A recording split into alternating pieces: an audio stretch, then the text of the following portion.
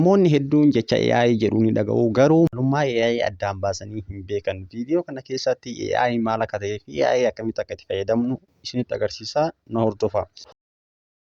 Akkam bakka nagaan gara chaanaala kanaatti dhuftanii chaanaalli kun haarawaadha. Maqaan kiyya Abduu jedhama. Chaanaala kana irratti odeeffannoowwan AI wal qabatan maalummaa AI itti fayyadama AI fi AIwwan garaagaraa akkamitti bilisaan fayyadamuu dandeenyaa fi jireenya keenya keessatti AI fayyadamuun galii akkamitti akka argachuu dandeenyu isinitti agarsiisa. Chaanaala kanaaf haarawaa taatan chaanaalli kun haarawaa waan ta'eef sabiskiraayib gochuun maatii keenya ta'a. Akkanumallee viidiyoolee laayik godhaa. Wanta isin hin galiin immoo koomentii irratti naaf barreessaa.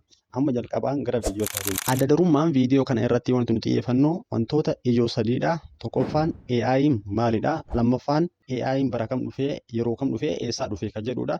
Inni itti aanu immoo AI maaliif fayyadamuun dirqama nuti ta'a yookiin maaliif AI fayyadamna yaada jedhu kana irratti mari'annaa. Tokkoffaa AI maali? AI'n meeshaa teekinooloojii sooftiweerii ammayyaa fayyadamuudhaan namaan kan hojjetamedha. Akkasumallee AI'n meeshaa sooftiweeriin hojjetame ta'ee namaan hojjetame akka namaatti deebi'ee yaaduu kan danda'udha jechuudha. Gaafii namni gaafate deebii namaa deebisuu fi wanta namni rakkatee rakkoo isatti himate rakkoo san furmaata nama barbaaduu kan danda'u jechuudha.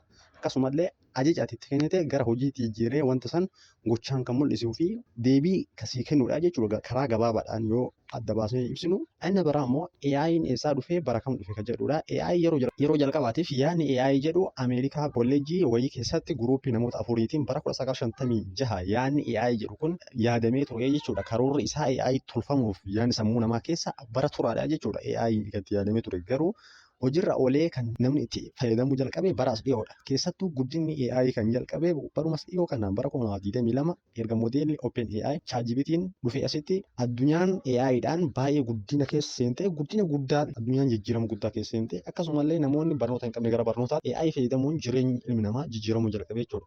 Inni biraa immoo AI fayyadamuun maaliif nu barbaachisa? AI fayyadamuun nu barbaachiseef tokkoffaa maallaqa keenya qusachuuf, lammaffaa yeroo keenya qusachuuf, sadaffaa immoo wanta barbaanne saffisaan xaarii tokko yookiin ifaajee tokko malee argachuudhaaf jechuudha.